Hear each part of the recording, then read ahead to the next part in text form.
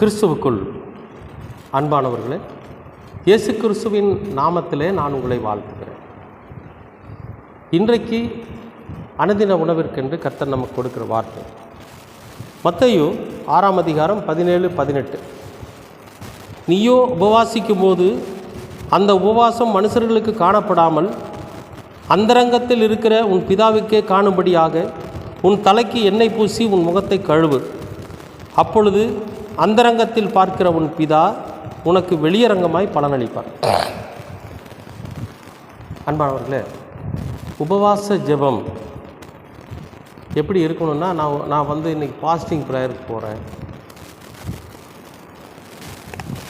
சில பேர் என்ன பண்ணுறாங்கன்னா, காலையில் தூங்கி எழுந்திரிச்சு குளித்து நீராடிட்டு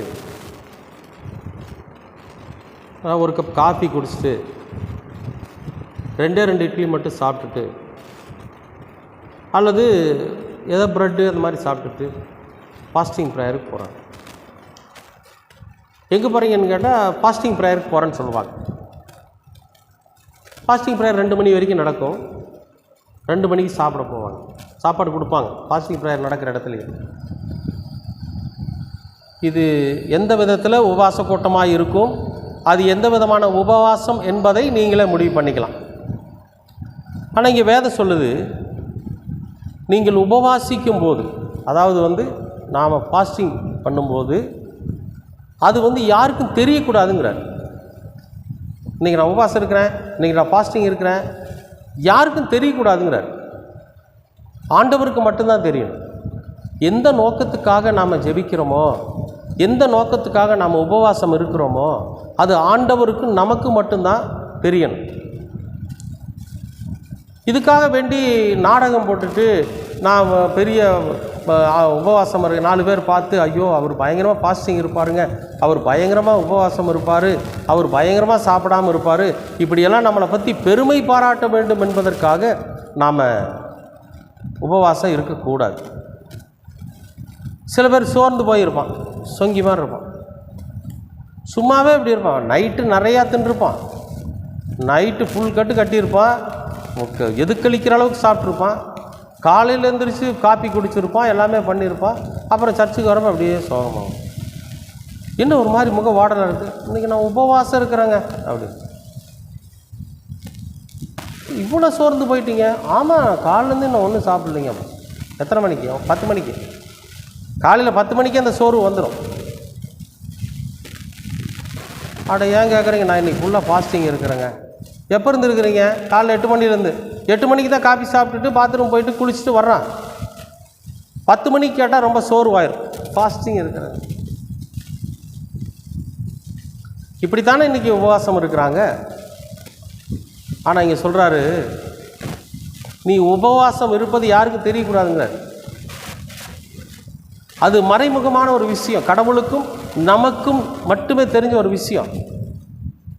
ஐயோ, என்னுடைய மகன் சாப்பிடாம கூட இங்கே ப்ரேயரில் உட்கார்ந்து இருக்கிறானே, சாப்பிடாம கூட கேட்குறானே, இவனுடைய விண்ணப்பத்தை என்னன்னு நம்ம கேட்கணும் அப்படின்னு ஆண்டவரே இறங்கி நம்மை அணுகி நம்முடைய வேண்டுதல்களுக்கு பதில் கொடுப்பார். ஆனால் நாடகம் போடணும்.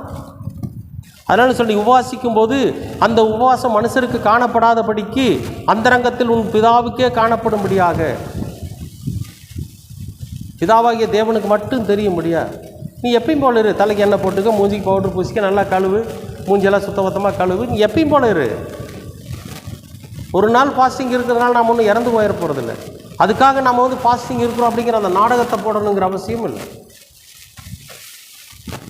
எப்பயும் போல் சாதாரணமாக நம்ம எப்பயும் இருப்போம். ஒரு நாளைக்கு எங்கேயோ ஒரு பக்கம் தூரத்தில் பஸ்ஸில் போகிறோம்.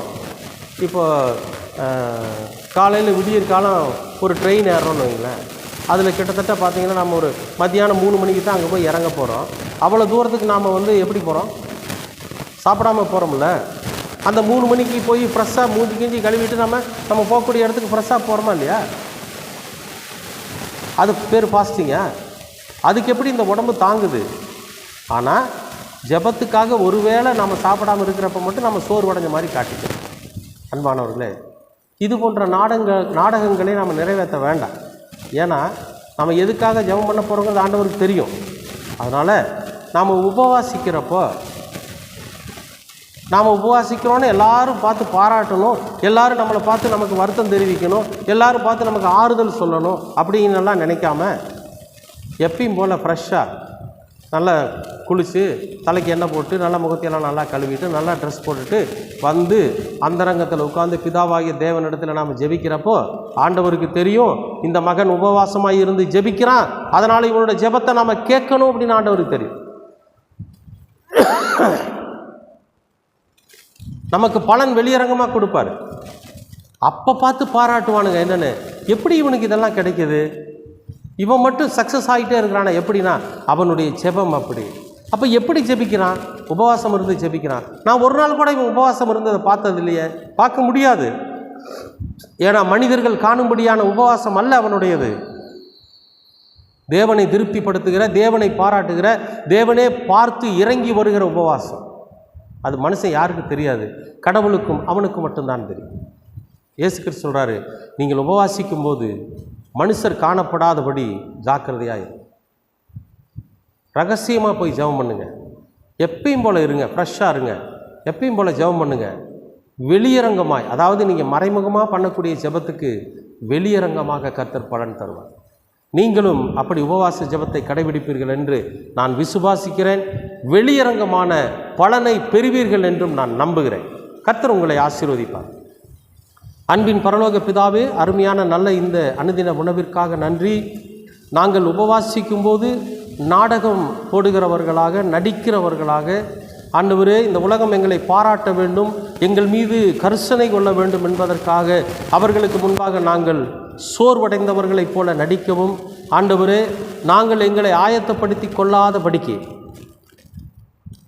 எப்பையும் போல நாங்கள் எங்களை நல்ல விதமாக, ஆரோக்கியமாக, சுறுசுறுப்பாக வைத்துக்கொண்டு உம்முடைய உபவாசத்தை மனுஷர் காணப்படாதபடி நீர் மட்டுமே அறிந்து கொள்ளும்படியாக இரகசியமாக உம்முடைய சமூகத்தில் வந்து ஜெபித்து வெளியரங்கமான பலனை பெற்றுக்கொள்ள நீர் எங்களுக்கு கிருபை பாராட்டு.